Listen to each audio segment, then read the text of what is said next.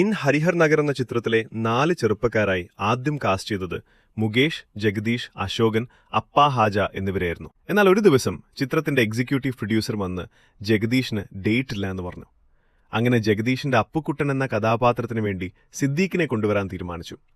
പിന്നീടൊരു ദിവസം സിദ്ദീഖ് ലാൽ റെയിൽവേ സ്റ്റേഷനിൽ നിൽക്കുമ്പോൾ അവർ ട്രെയിൻ ഇറങ്ങി വരുന്ന ജഗദീഷിനെ കണ്ടു. എന്തുകൊണ്ടാണ് പെട്ടെന്ന് ഇൻ ഹരിഹർ നഗറിൽ നിന്ന് ഒഴിവായത് എന്ന് ചോദിച്ചപ്പോൾ ജഗദീഷ് ഒന്നും അറിയാത്ത പോലെ താൻ ഡേറ്റ് ഇല്ല എന്ന് ആരോടും പറഞ്ഞിട്ടേയില്ലെന്നും അപ്പുക്കുട്ടൻ എന്ന കഥാപാത്രം താൻ തന്നെ എന്തായാലും ചെയ്യുമെന്നും പറഞ്ഞു. ഇത് കേട്ടതോടെ സംവിധായകർ ആശയക്കുഴപ്പത്തിലായി. സിദ്ദീഖിനെ വിളിച്ചു വരുത്തുകയും ചെയ്തു. ഇനിയിപ്പോൾ എന്തു ചെയ്യും? അവസാനം അവർ നടന്മാരെ ഇങ്ങനെ കാസ്റ്റ് ചെയ്തു. മുകേഷിന്റെയും ജഗദീഷിന്റെയും റോളിൽ ഒരു മാറ്റവുമില്ല. അപ്പാ ഹാജയുടെ റോളിലേക്ക് അശോകനെയും അശോകന്റെ റോളിലേക്ക് സിദ്ദീഖിനെയും കാസ്റ്റ് ചെയ്തു. അപ്പാ ഹാജയ്ക്ക് വേറൊരു ചെറിയൊരു റോളും കൊടുത്തു. പക്ഷെ ഇവിടെ ശരിക്കും ബലിയാടായത് പാവം അപ്പാ ഹാജയാണ്. 4 നായകന്മാരിൽ ഒരാളെന്ന റോൾ പ്രതീക്ഷിച്ചു വന്നിട്ട് അത് നടക്കാതെ പോയി. ആ റോൾ കിട്ടിയിരുന്നെങ്കിൽ അദ്ദേഹത്തിന്റെ തലവര മാറിപ്പോയേനെ.